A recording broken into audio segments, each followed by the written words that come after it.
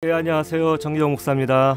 우리가 죄를 지으면 그 재판을 받잖아요. 네.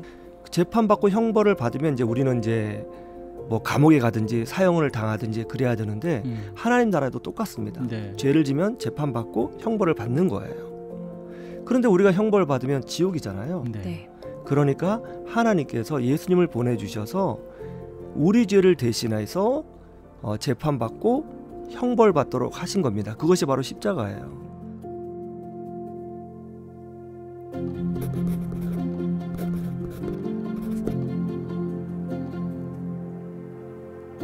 예수님은 하나님이 우리에게 허락하신 유일한 구원의 길입니다. 모든 시대의 사람들이 예수님을 통해서만이 천국 갈 수 있도록 하나님이 제도적으로 그렇게 만들어 놓으신 거예요. 그리고 하나님 앞에 나아가려면 우리 죄의 문제가 해결돼야 되잖아요. 네.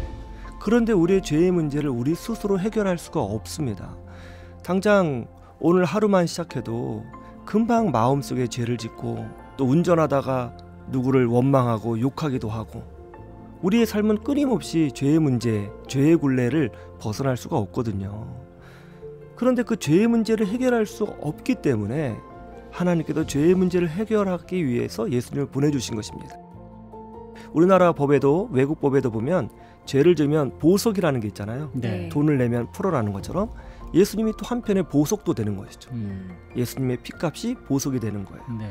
그래서 예수님이 나를 위해서 내 죄 때문에 십자가에 달려 대신 형벌 받으셨구나 하는 것을 인정하고 그리고 예수님의 그 십자가의 공로를 의지하면 하나님께서 우리의 마음을 보시고 믿음을 보시고 예수님의 공로를 우리에게 적용시켜 주셔서 우리도 보석받고 죄의 사함을 받고 하나님의 자녀가 되는 길을 얻게 되는 거예요. 네. 예수님이 그 목적을 위해서 이 땅에 오신 것입니다.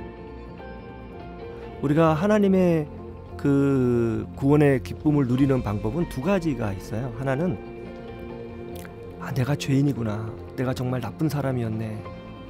자기의 죄를 깊이 깨닫고 이거 어떡하지? 이거 어떡하지?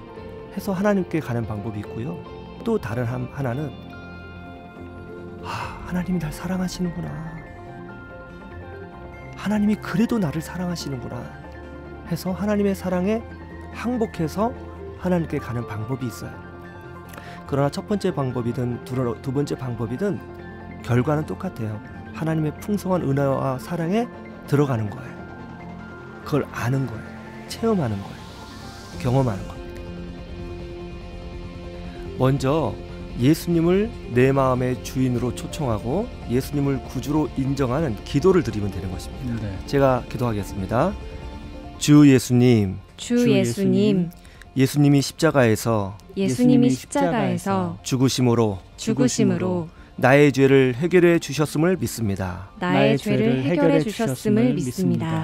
지금 이 시간 제 마음의 문을 활짝 열고 예수님을 나의 구주, 나의 하나님으로 받아들입니다.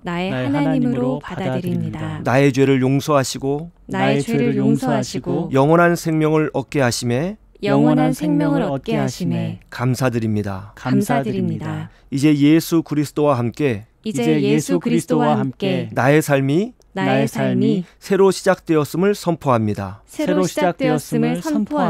앞으로 온전히 예수님을 믿으면서 살아갈 수 있도록 도와주시옵소서. 예수님의 이름으로 기도드립니다. 아멘.